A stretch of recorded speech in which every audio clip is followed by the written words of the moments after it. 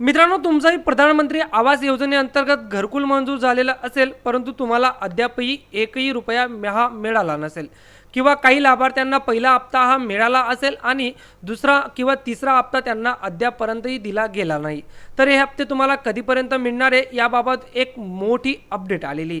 ती म्हणजे राज्य सरकारने सुमारे 10,000 कोटी रुपये यासाठी मंजूर केलेले आहेत. म्हणजेच तुमचे जेवढेही हप्ते आता घरकुलाचे थकीत असतील तर ते हप्ते तुम्हाला मिळणार आहेत. हो मित्रांनो, याबाबत 22 मे रोजी एक महत्त्वाचा GR म्हणजे शासन निर्णय देखील आलेला आहे.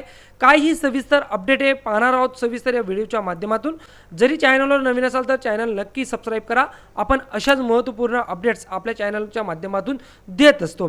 तर बघा, प्रधानमंत्री आवास योजना ग्रामीण सर्वसाधारण घटका अंतर्गत सन 2026-27 या आर्थिक वर्षामध्ये केंद्र शासनाचा हिश्शाचा प्रशासकीय निधीसह राज्य शासनाचा प्रशासकीय निधी वितरित करण्याबाबत हा महत्त्वपूर्ण GR 22 मे रोजी राज्य सरकारने दिलेला आहे. म्हणजे केंद्राचा जो हिस्सा आहे तो केंद्राचा हिस्सासुद्धा आणि राज्य सरकारचा जो हिस्सा आहे तो हिस्सा असे एकूण दोघं हिस्से वितरित करण्यासाठी मंजुरी देण्यात आलेली आहे. म्हणजे एकंदरीत जे लाभार्थी पैशांची वाट पाहत असतील, ज्या लाभार्थ्यांचे हप्ते अडकले असतील, तर त्यांच्यासाठी ही दिलासादायक बातमी आहे.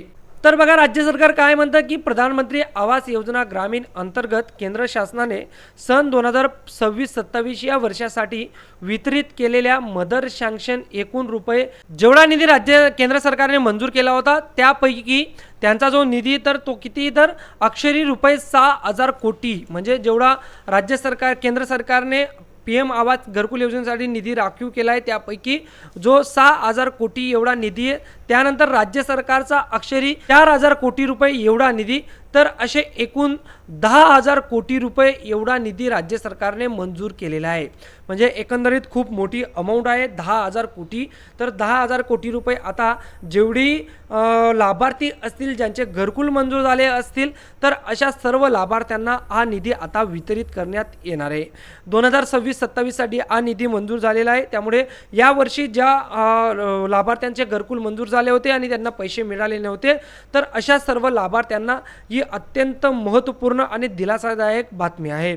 तर त्यांना 10,000 कोटी रुपये वितरित करण्यासाठी राज्य सरकारने मंजूर केलेली, त्यापैकी 6,000 कोटी केंद्र सरकार आणि 4,000 कोटी राज्य सरकार, तर असे एकूण 10,000 कोटी रुपयेची हा जो निधी, तर हा निधी वितरित प्रणालीवर आणून देण्याचं काम राज्य सरकारने केलेलं आहे. आता लवकरच लाभार्थ्यांना त्यांच्या अकाउंटमध्ये पैसे क्रेडिट होताना दिसू शकतात.